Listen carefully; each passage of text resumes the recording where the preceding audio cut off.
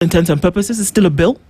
It's going to be discussed, one would hope, heavily, and it's going to be scrutinized.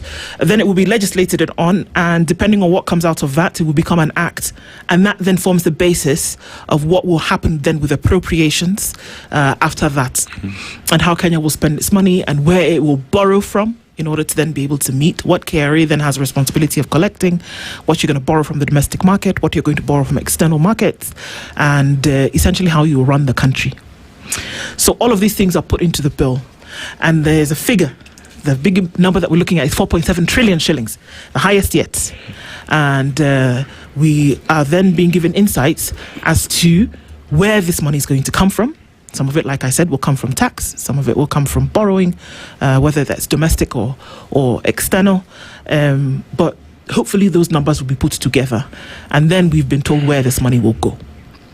Now, the interest for a lot of people in the finance bill is where this money not will go, but where it will come from. Right? And those are the things that go into this finance bill. So what people want to understand, what we'd like to get to be able to understand a little bit this morning is what are those things where the money will come from that will then have an effect on what Kenyans will have to do in the next few months. I'll start off with you, James. What are some of the things that we're looking into in the finance bill that maybe causes for concern or may make sense and we say, okay, fine, go ahead with it? Yeah, and thank you so much. It's a very timely conversation for us to have. You'd remember that before the Constitution 2010, the minister would then table the bill at the point of reading the budget. But then what happens thereafter is that the bill now is tabled before Parliament by 30th of April. However, in the last few years, we have seen there have been some delay, because if you look at 30th of April, it's perhaps about 2 weeks ago. Yes. And we only received this bill over the weekend. That's from Friday. And this particular bill then, what it then targeted to achieve, it targeted to achieve 120 billion this financial year. We have seen, it's quite a small bill. We have seen other bills that have targeted over 311 billion. If you look at the finance bill for 2021, for example, 2022, they were targeting over 200 plus in terms of the money to be collected. But the current one is targeting 120 billion, which then will fall into what the Revenue Authority, the Kenya Revenue Authority, is expected to collect.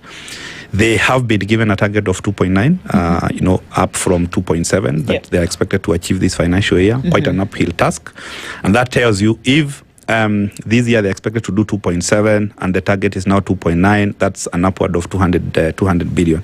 And if then the finance bill is only collecting 120, we still have a deficit of about 80 in terms of assuming everything goes as it was planned.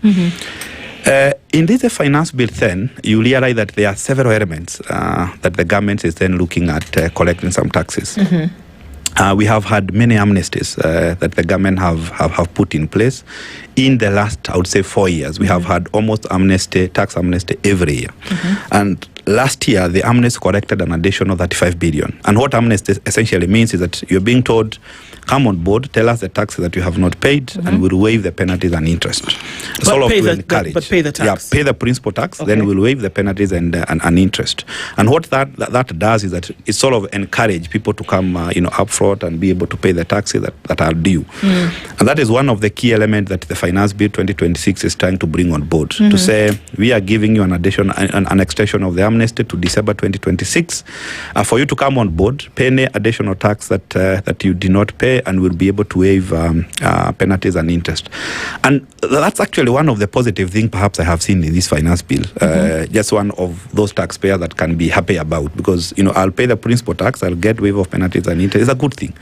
At the same time, though, on this very same thing, the KRA is still being allowed, the proposal in this is that KRA is being allowed to issue agency notices even if a taxpayer has appealed a tax bill. I can come and I can appeal something, but KRA can still place an agency notice on me as a business or me as an individual, freeze my accounts essentially, even if I have come to you and I have said there's 1, 2, 3 problem. That's one thing that they've put that seems to be a countermeasure to what you've just mentioned.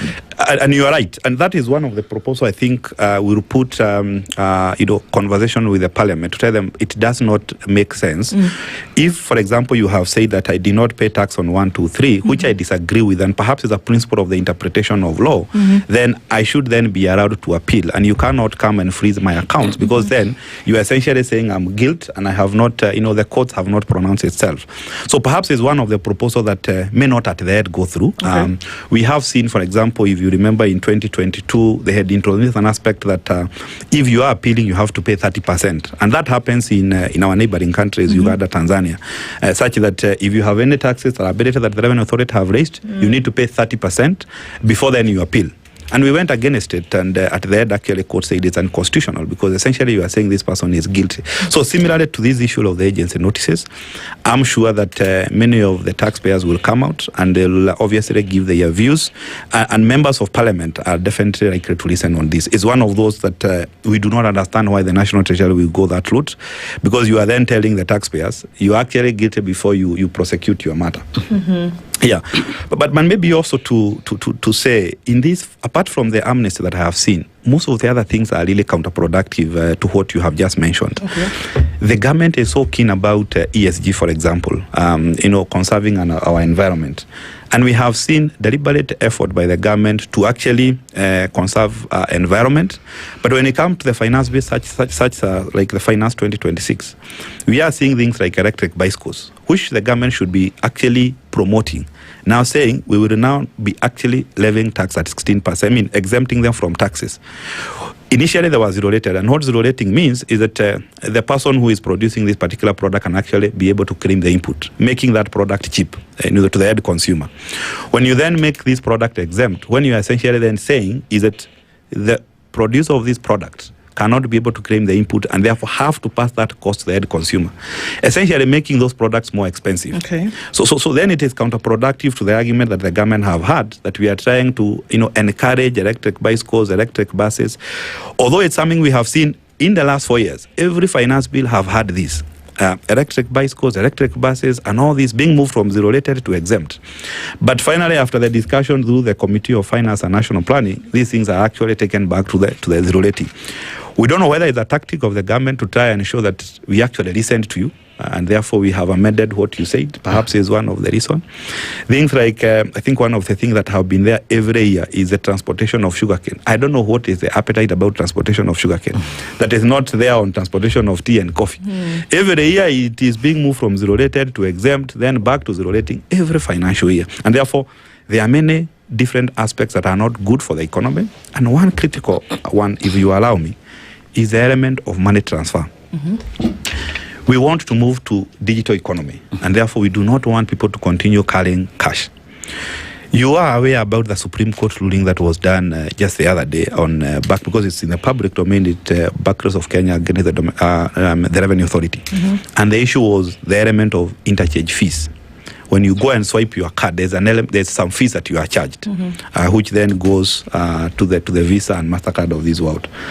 And as a result of the government losing that case, it's now coming back and introduce amendment in the law to make sure that they are able to correct that taxes that the Supreme Court told them that they cannot correct. And what is likely to happen is that because the banks may not absorb that cost, it essentially means that they might then end up passing that cost to the end consumer. So then we are trying to tell people that you don't have to transact digitally. You can perhaps use cash. And what that means is that from a security perspective, the cost of printing more money becomes more expensive. And for me, that is one of the counterproductive arguments that I have seen, that perhaps we need to have a discussion with the National Treasury and Parliament to understand what is the thinking behind that. Yeah.